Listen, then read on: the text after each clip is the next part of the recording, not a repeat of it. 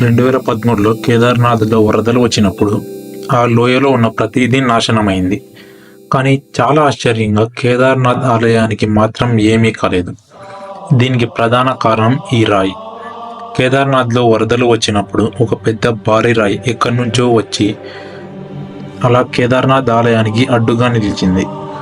దీని కారణంగా అటువైపు నుంచి వస్తున్న నీరు ఆ ఆలయాన్ని తాకకుండా ఒక కవచంలాగా పనిచేసింది. ఈ రోజుకి ఈ రాయి కేదార్నాథ్ ఆలయం వెనుక ఉంది. ఇది కేదార్నాథ్ ఆలయాన్ని ఒక కవచంలాగా కాపాడుతుంది. అయితే సరిగ్గా వరదల సమయంలో ఇంత పెద్ద రాయి కొట్టుకుంటూ వచ్చి ఆ ఆలయానికి వెనుక ఎలా నిలిచింది? వరద నీరు ఆలయాన్ని ముంచేయకుండా ఈ రాయి ఎలా అడ్డుకుంది? ఇదంతా విన్న తర్వాత అందరూ దీన్ని కల్పిదామనుకుంటారు.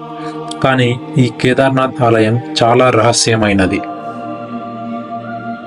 కానీ ఒక్క విషయం మాత్రం స్పష్టంగా చెప్తుంది ఏంటంటే, ఈ ఆలయాన్ని మనుషులు అస్సలు నిర్మించలేరు అని. కొన్ని వేల సంవత్సరాల క్రితం ఇంత పెద్ద పెద్ద భారీ రాళ్లను ఉపయోగించి ఎలాంటి ఆధునిక టెక్నాలజీ లేకుండా ఎలా నిర్మించగలరు? ఈ కేదార్నాథ్ లాంటి అద్భుతం ఈ ప్రపంచంలో మరెక్కడా లేదు. అంతేకాకుండా ఈ ఆలయాన్ని ఇతర ప్రదేశాలలో ఉండే ఆలయాలకు కూడా చాలా దగ్గరి సంబంధాలున్నాయి. భారతదేశంలో అన్ని ప్రసిద్ధ జ్యోతిర్లింగాలు కూడా కేదార్నాథ్ నుంచి చివరి రామేశ్వరం వరకు ఉండే జ్యోతిర్లింగాలు జియోగ్రాఫికల్గా స్ట్రైట్ లైన్లో ఉన్నాయి. వేల సంఖ్యలో ఆలయాలు ఒకదానికొకటి సంబంధం లేకుండా ఎలా స్ట్రైట్ లైన్లో నిర్మించబడ్డాయి. మన భారతదేశంలో ఎన్నో దేవాలయాలు అంతు చిక్కని రహస్యాలతో నిండి ఉన్నాయి. అయితే ఈరోజు వీడియోలో ఉత్తరాఖండ్లోని కేదార్నాథ్ ఆలయం గురించి తెలుసుకుందాం. ఈ దేవాలయం ఇంత విచిత్రమైనది అంటే దీన్ని ఎవరు నిర్మించారో ఇప్పటికీ తెలియదు. కేదార్నాథ్ ఆలయం ఒకప్పుడు 400 సంవత్సరాల పాటు మంచు కింద కప్పబడి ఉంది. అంతేకాకుండా ఈ ఆలయంలో పూజారులకు న్యాచురల్ పవర్స్ ఉన్నాయని కూడా కొంతమంది నమ్ముతారు.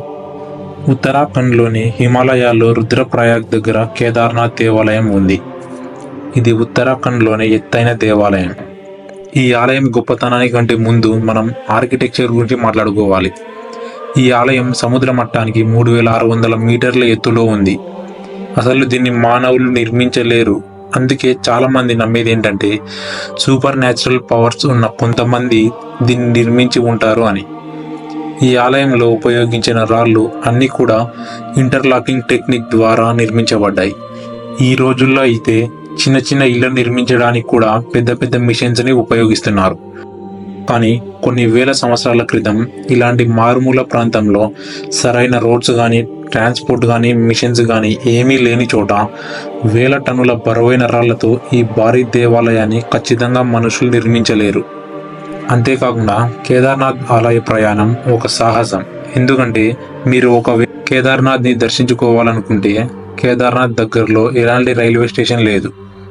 దీనికి దగ్గరలో ఉన్న railway station Rishikesh railway station.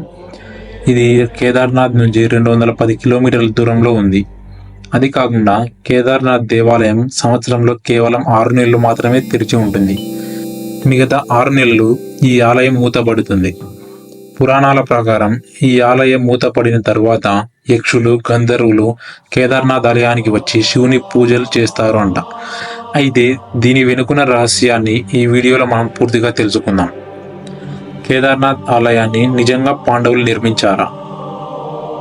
దీనికి సమాధానం తెలియాలంటే మనం చాలా వెనక్కి వెళ్ళాలి. కేదార్నాథ్ ఆలయం గురించి చాలా పురాణాల్లో చెప్పారు. స్కంద పురాణం, వాయు పురాణం, కేదార్కల్ప, కేదార్ఖండలో ఈ ఆలయం గురించి ఎంతో డీటెయిల్గా చెప్పారు. వాయు పురాణం ప్రకారం బ్రహ్మదేవుడు ఈ ప్రపంచాన్ని సృష్టించినప్పుడు విష్ణువు నారాయణ అనే 2 ఋషుల రూపాన్ని తీసుకున్నాడు. ఈ భూమిని రక్షించడానికి అండ్ శివుని దర్శించుకోవడానికి నారాయణుడు కేదార్నాథ్లో గంధమాదన పర్వతం మీద తీవ్రంగా తపస్సు చేశాడు. శివుడు వారి తపస్సుకు సంతోషించి దర్శనం ప్రసాదించాడు. అంతేకాకుండా శివుడు తప్పకుండా భూలోకంలోనే, అది కూడా కేదార్నాథ్లోనే నిజ రూపంలో ఉండిపోవాలని వరం కోరారు. దీంతో శివుడు వాళ్లకు వరం ఇచ్చి తదాస్తు అంటూ వెళ్ళిపోయాడు. అప్పటి నుంచి కేదార్నాథ్ భగవంతునికి నివాసంగా గుర్తించబడింది.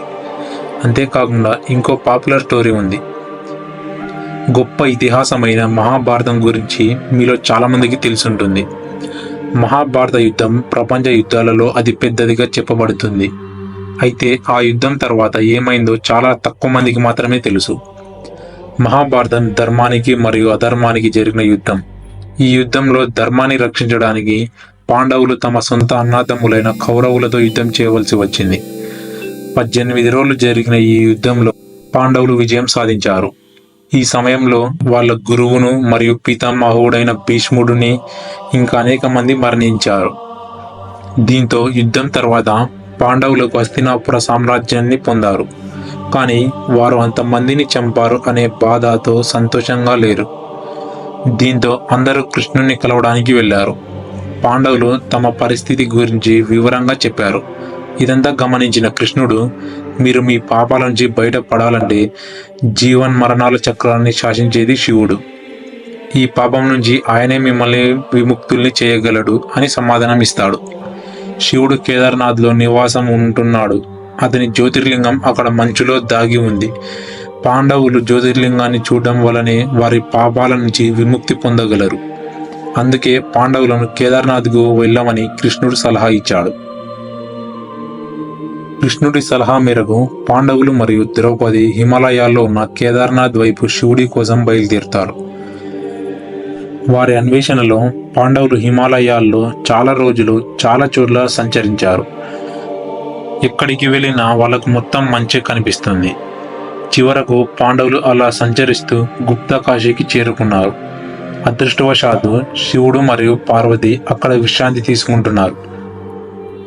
శివుడు పాండవులకు అత్యంత సన్నిహితుడని చెప్తాడు మరియు వారిపై చాలా కోపంగా కూడా ఉంది. అందుకే శివుడు పాండవులను చూడాలనుకోలేదు.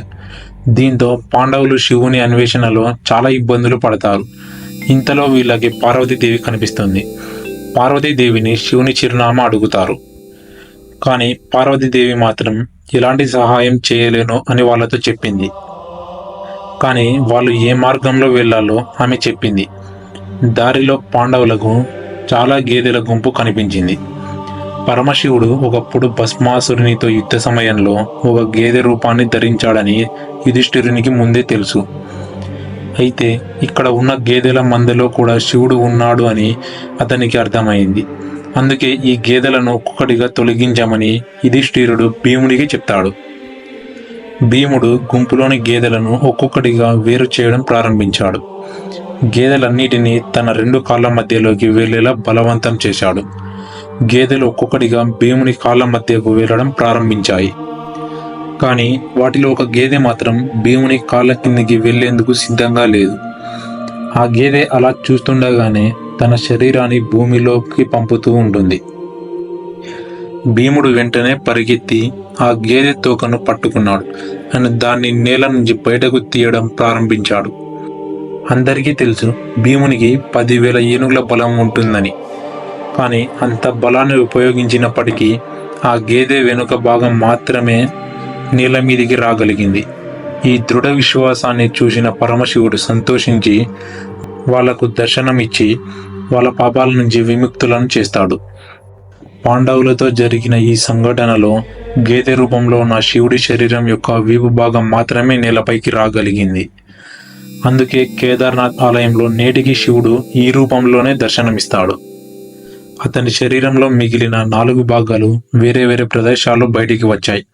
ఆ ప్రదేశాలను అన్ని కలిపి పంచకేదార్ అని పిలుస్తారు. పురాణాల ప్రకారం శివుని పైభాగం నేపాల్లోని పశుపతినాథ్లో బయటకు వచ్చింది. ఎగువ భాగం రుద్రప్రయాగ్లో బయటకు వచ్చింది. కేదార్నాథ్ లేదా మిగిలిన ఆలయాలు సంవత్సరంలో 6 నెలలు మాత్రమే తెరవబడతాయి. మిగిలిన 6 నెలలు శివుడు ఏకాంతంలో ఉంటాడు. కేదార్నాథ్ తలుపులు సరిగ్గా అక్షయ తృతీయ నాడు తెరవబడుతుంది అండ్ 6 నెలల తర్వాత మళ్ళీ మూసేస్తారు. వేల సంవత్సరాల చరిత్ర కలిగిన కేదార్నాథ్లో పూజలు చాలా ప్రత్యేకంగా జరుపుతారు. ఉదయం మొదటి పూజలో జ్యోతిర్లింగానికి పవిత్ర జలంతో అభిషేకం చేయిస్తారు. ఆ తర్వాత ప్రత్యేక పూజలు చేస్తారు. ఈ ఆలయాన్ని దర్శించుకుంటే ప్రజల పాపాలన్నీ పోతాయని నమ్ముతారు. ఆ ఆలయాన్ని మూసేసిన 6 నెలల వరకు ఇక్కడ విపరీతమైన మంచు కురుస్తుంది. కొంతమంది చెప్పే కథల ప్రకారం ఈ ఆలయాన్ని మూసేసిన 6 నెలల్లో పైలోకం నుంచి యక్షులు గంధర్వులు ఈ ఆలయానికి వచ్చి శివుని పూజిస్తారట. 4వ శతాబ్దం ఆ కాలంలో శివుణ్ణి ఆరాధించే వాళ్లను తమకు తామే పశుపతి అని పిలుచుకునేవాళ్ళు.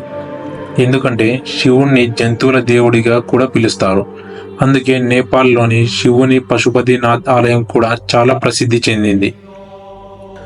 శివుని పక్కన నంది అండ్ ఇతర జంతువులను మీరు తప్పకుండా చూసింటారు. కేదార్నాథ్ చరిత్ర ప్రకారం 6వ శతాబ్దం తర్వాత నుంచి భక్తులు అండ్ రాజులు ఈ ఆలయంపై ఆసక్తి చూపడం ప్రారంభించారు. 10వ శతాబ్దం నాటికి కేదార్నాథ్ ఎంతో ప్రసిద్ధి చెందింది. ఈ కేదార్నాథ్ ఆలయం 80 అడుగుల ఎత్తు, 187 అడుగుల పొడల్పు అండ్ 80 అడుగుల వెడల్పు ఉంటుంది. దీని గోడలు మాత్రం 12 అడుగుల మందంతో చాలా బలంగా తయారు చేయబడ్డాయి. ప్రపంచంలో గొప్ప గొప్ప శాస్త్రవేత్తలు ఇక్కడికి వచ్చి ఎన్నో అధ్యయనాలు చేశారు. వాళ్ళ పరిశోధనలో బయటపడ్డ విషయం ఏంటంటే ఈ ఆలయం కనీసం 3000 సంవత్సరాల పురాతనమైనది. ఇప్పటిదాకా విన్న తర్వాత మీకు ఈ ఆలయం గురించి ఏమనిపించిందో కింద కామెంట్స్లో చెప్పండి. సో ఈ వీడియో మీకు నచ్చితే లైక్ చేసి ఛానల్ సబ్స్క్రైబ్ చేయండి. మరో మంచి వీడియోతో మేము ముందుకు వస్తాం.